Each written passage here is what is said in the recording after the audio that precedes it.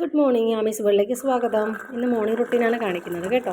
ഞാൻ രാവിലെ ചായ ഉണ്ടാക്കി, രാവിലെ എഴുതിയിട്ടുണ്ട് ചായ കുടിക്കുന്നിട്ട് കാപ്പിക്കുള്ളത് എന്തുണ്ടാക്കണം എന്നൊക്കെ ദോശയുടെ മാവുണ്ടായിരുന്നു. അങ്ങനെ ദോശ ചുടാമെന്ന് വിചാരിച്ചു.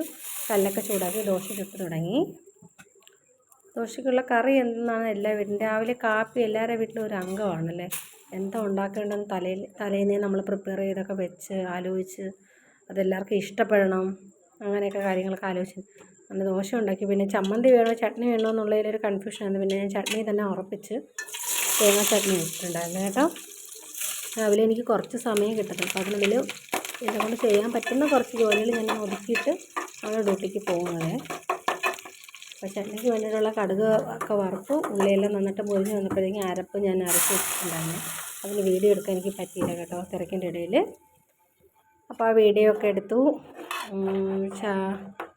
ചട്നി അങ്ങോട്ട് ചൂടായി. ചട്നി തിളപ്പിക്കരുത് കേട്ടോ, തിളപ്പിച്ചാൽ അത് പിരിഞ്ഞു പോകാം. തേങ്ങയും വെള്ളവും തമ്മിലങ്ങ് പിരിഞ്ഞു പോവേ. അപ്പോൾ ഒന്ന് ചൂടായി ഒരു ആവി പറക്കുന്ന ആ സമയം ആകുമ്പോഴത്തേക്ക് നമുക്കത് ഓഫ് ചെയ്യാം. അങ്ങനെ ചട്നി റെഡിയായി. അപ്പോൾ ഞാൻ ഒരു ചെറിയൊരു കൂമ്പുണ്ടായിരുന്നു, വാഴക്കൂമ്പ്.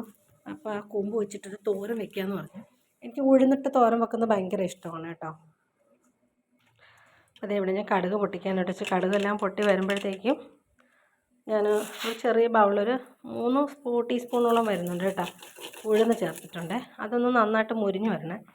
മുരിഞ്ഞ് വരുമ്പോഴത്തേക്കും ഞാൻ സവാളയാണ് എടുത്തേക്കുന്നത്.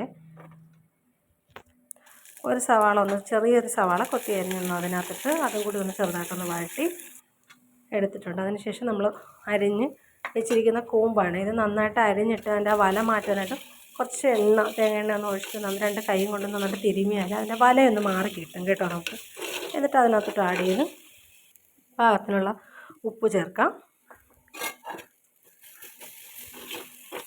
അത് നന്നായിട്ടൊന്ന് ഇളക്കി കൊടുക്കണം കേട്ടോ, എല്ലായിടത്തേക്കും ഉപ്പ് ഒരേപോലെ ആകാൻ വേണ്ടി. എന്നിട്ട് നമുക്ക് തേങ്ങ ഒന്ന് തേങ്ങയിൽ നമ്മൾ സാധാ അരപ്പിന് ചേർക്കുന്ന പോലെ ജീരകം, വെളുത്തുള്ളി, മഞ്ഞൾപ്പൊടി, മുളക് പൊടിയല്ല മുളക് കേട്ടോ.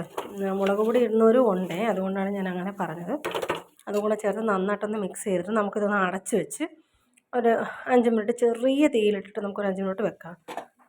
നമ്മുടെ തോരൻ റെഡിയായിട്ട് നല്ല മണമായിരുന്നു കേട്ടോ. നിങ്ങളെല്ലാവരും ഒന്ന് ട്രൈ ചെയ്യണേ.